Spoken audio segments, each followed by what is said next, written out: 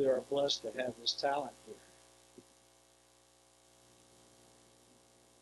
The scripture today is from Hinduism, the Bhagavad Gita 6.5 says,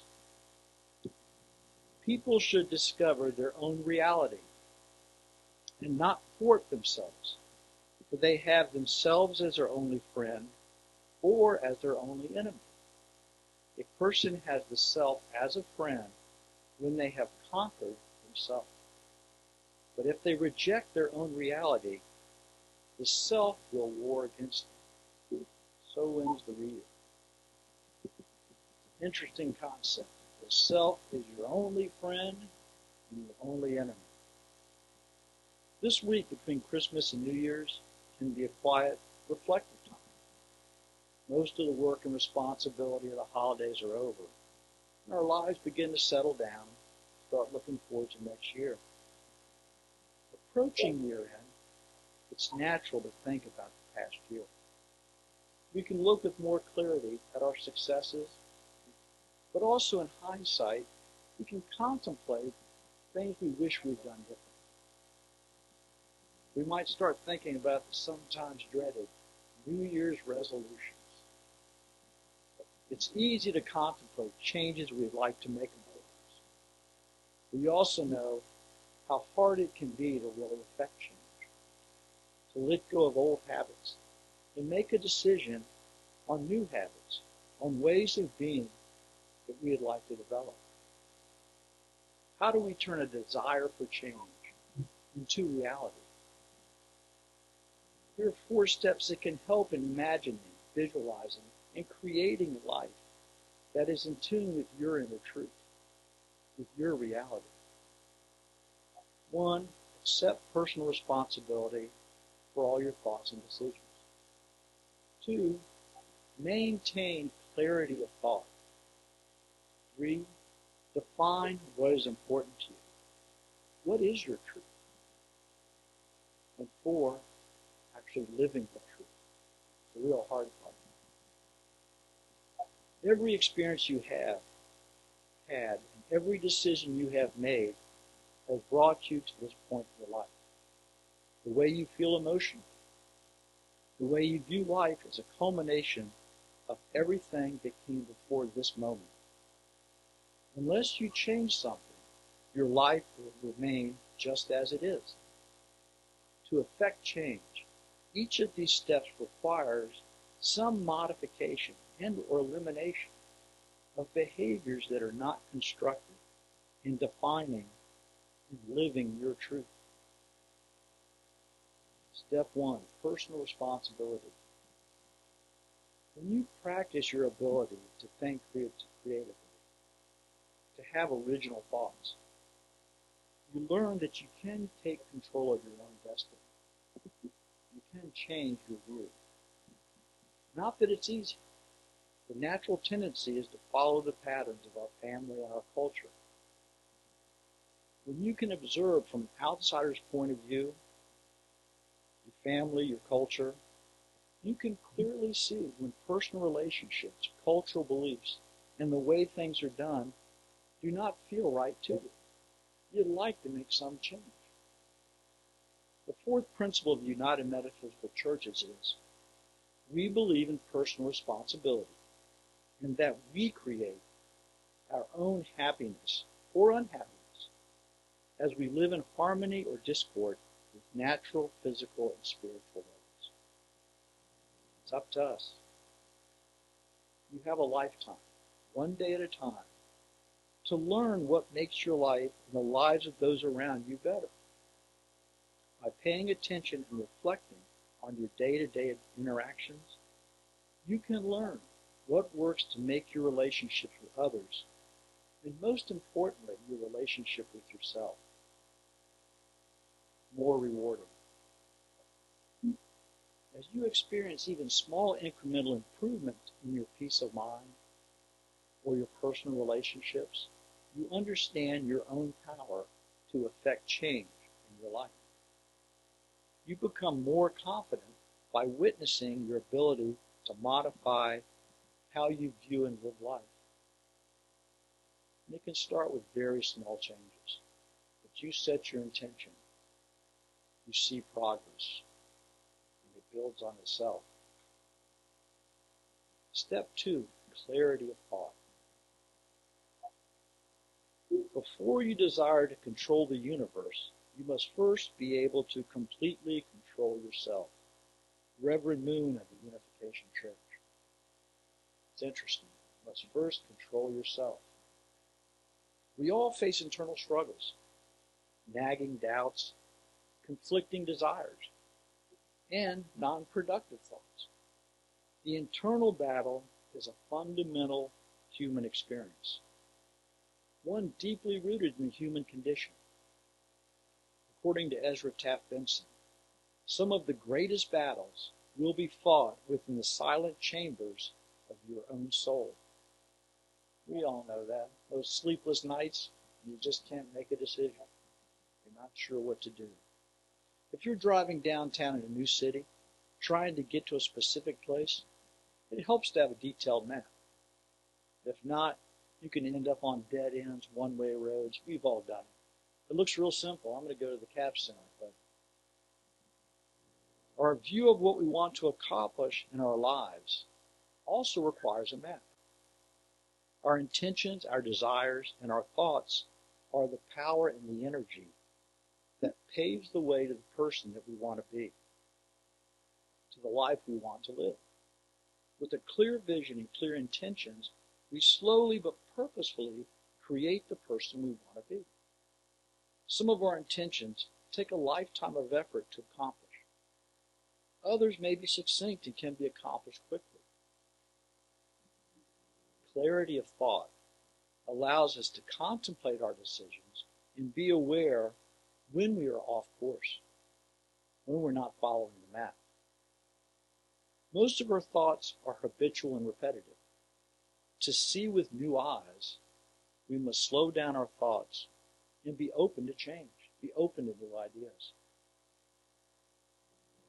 We can go to the gym, take a walk, listen to music, have a snack, do any number of things to temporarily break our habitual thinking.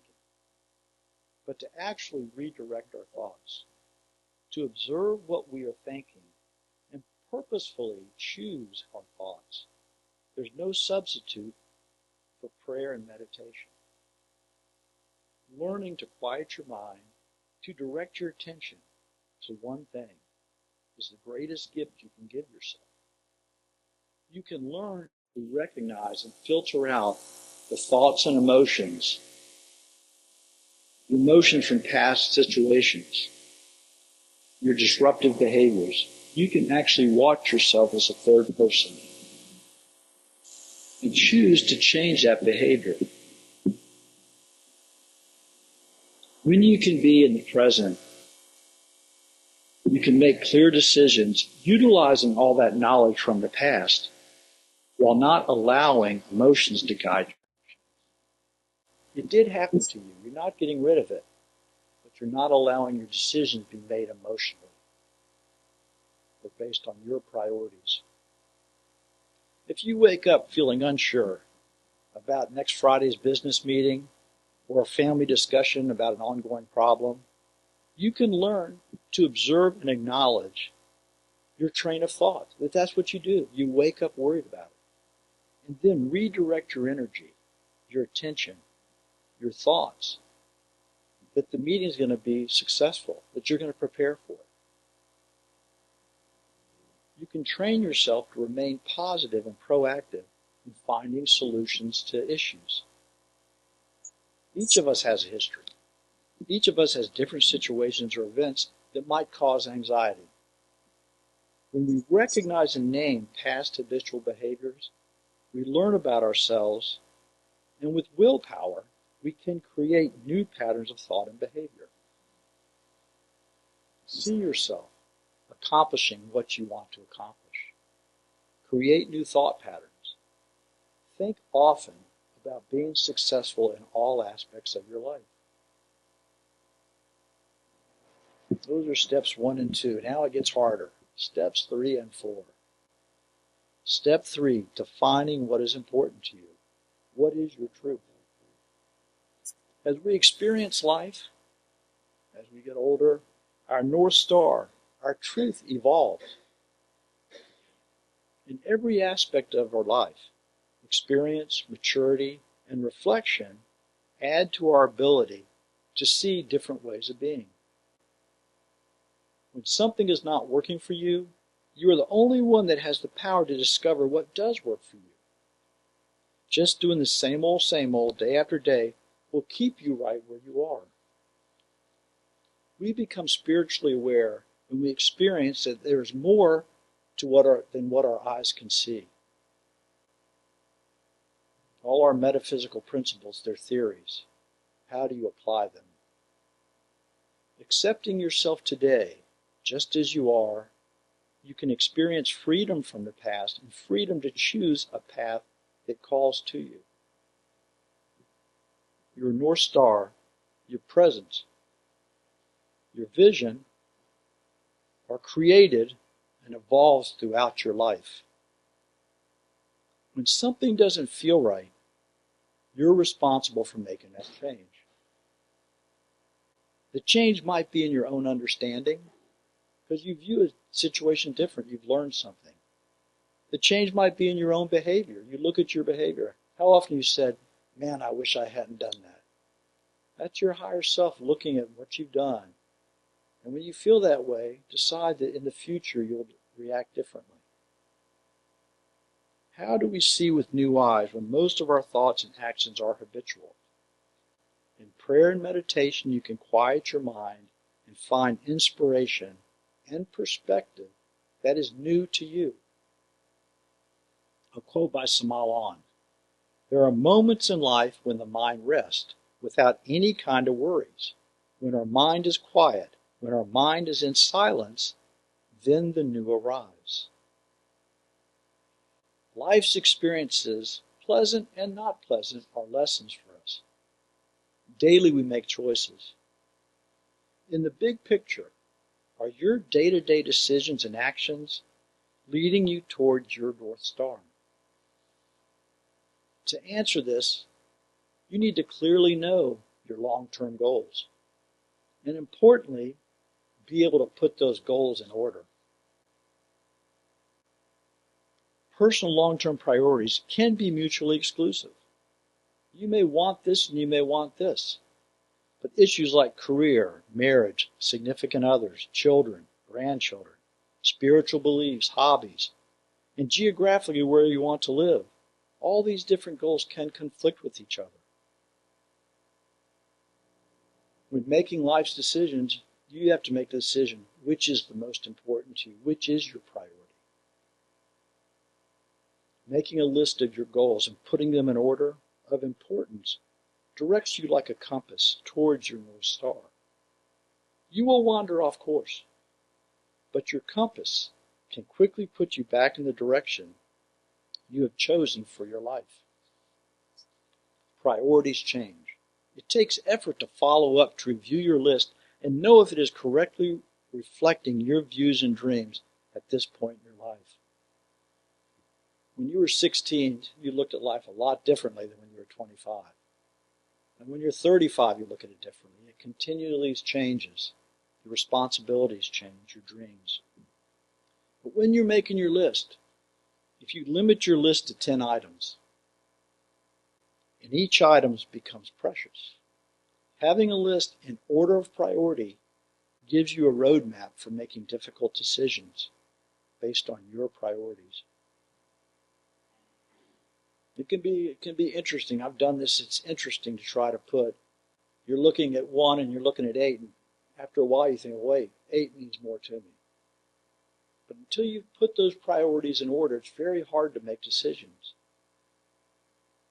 Well thought out priorities can reduce emotional angst when making a difficult decision. Your North Star can free you to live how you want to live without second guessing or comparing your decisions to what is expected by others. That's a huge thing. Culture wants us to do all this.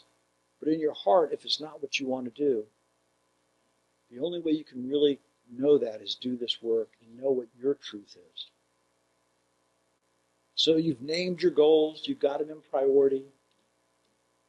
How do you live your truth? How do you change habits? Well, let's start by assuming premises part 1, 2, and 3 are part of your normal way of being. 1, you accept your own responsibility. 2, you maintain your clarity of thought. And 3, you define what is important to you. Jim Marion, in his book, Putting on the Mind of Christ. Before we go anywhere, we should assess where we are. In the spiritual path, we cannot jump steps. We must start exactly where we are now. Where we are now is perfect. It is perfect for the lessons God wants us to learn.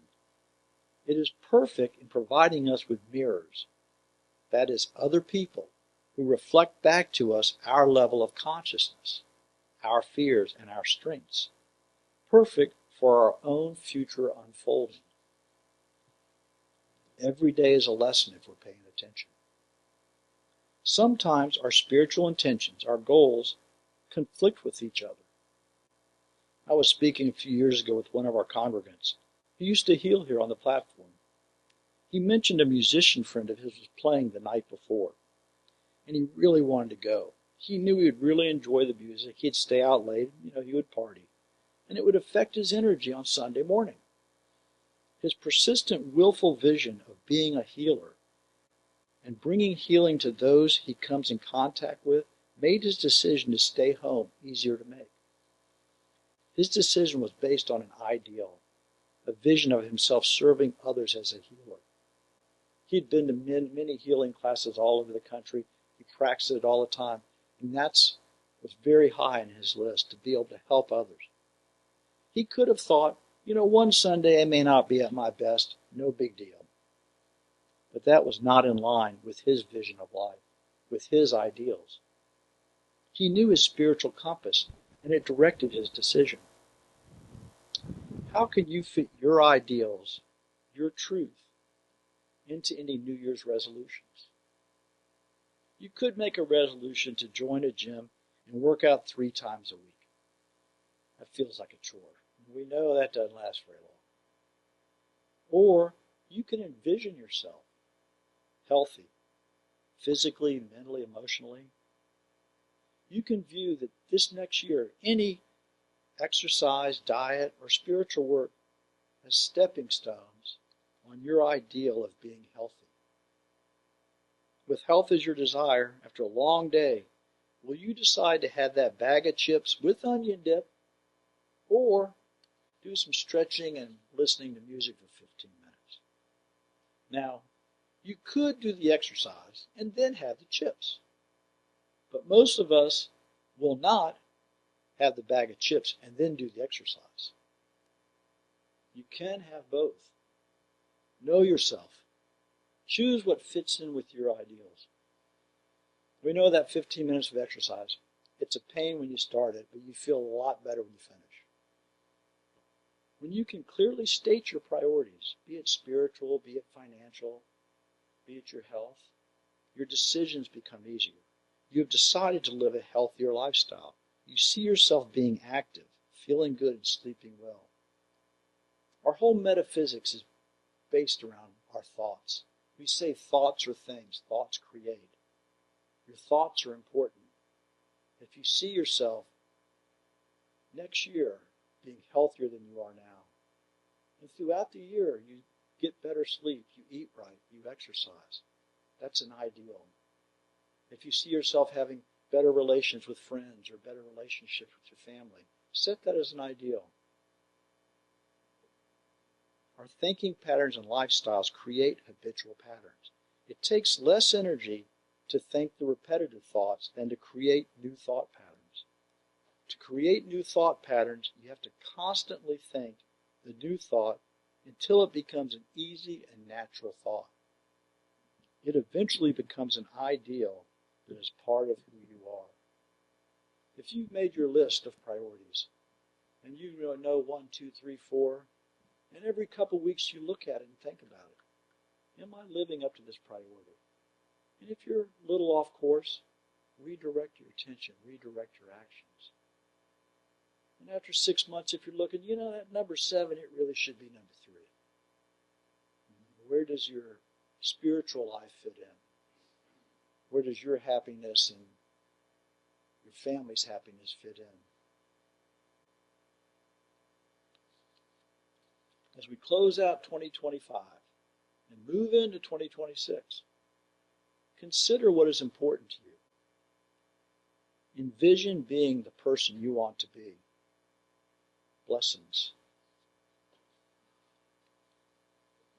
If you join me now in affirming this message, we'll stay seated for this, and we'll sing number 126 in the red hymnal of Vision.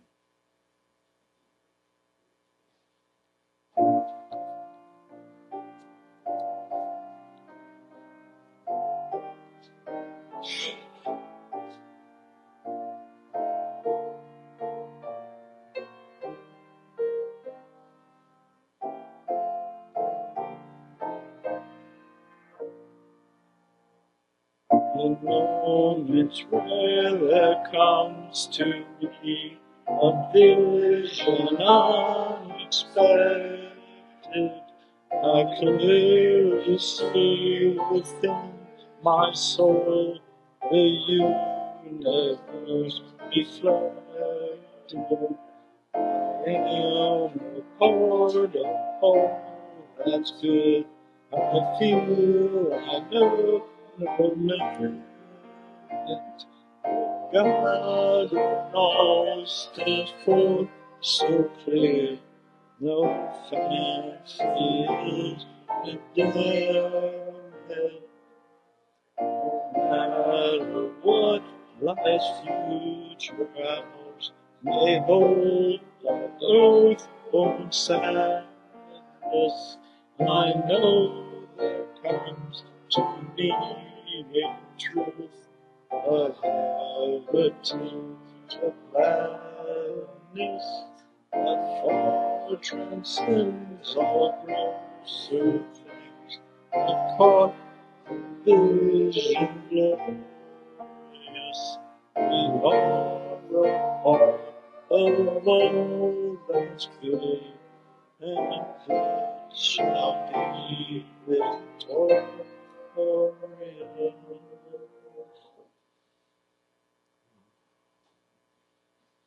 It's time for the meditation portion of our service.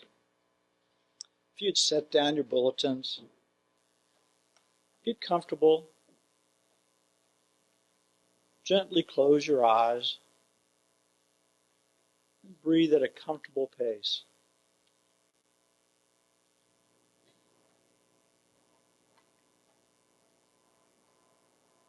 Welcoming new insight begins with accepting there is more than the physical world, the world we see. There are unseen energies that we can access with a quiet mind.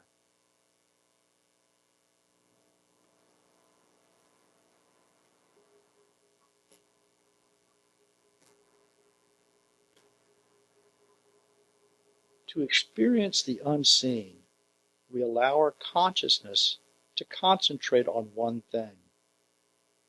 As we recognize our attention being pulled by other thoughts, we gently release those thoughts and purposefully, gently redirect our attention to the focus of our meditation.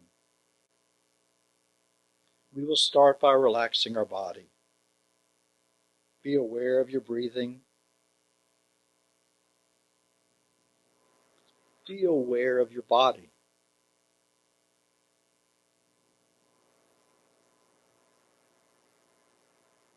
Take a slow, deep breath that fills your whole body. As you exhale, feel every muscle in your body relaxing.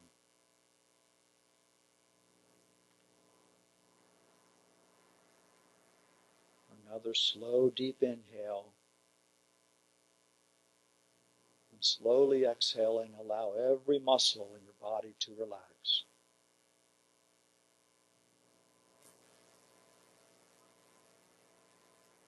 Keeping your attention on your body, Allow your body to experience the vibration of the piano strings. Listen and feel. If your mind wanders, gently acknowledge the thought, and then gently redirect your attention back to the beautiful vibrations of the piano. It doesn't matter how many times you need to do this. Just gently bring your attention back to the beautiful sounds and allow them to feel in your body.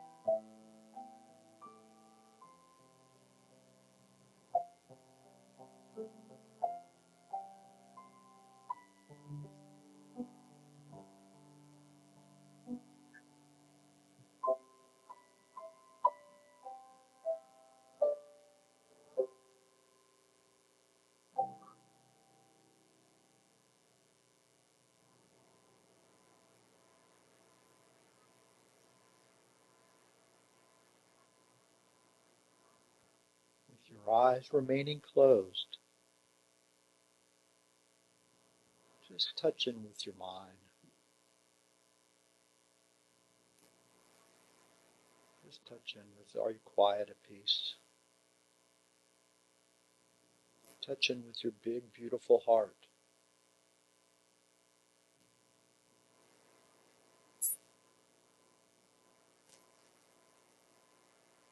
Just touching with your emotions and your energy. How is your energy level?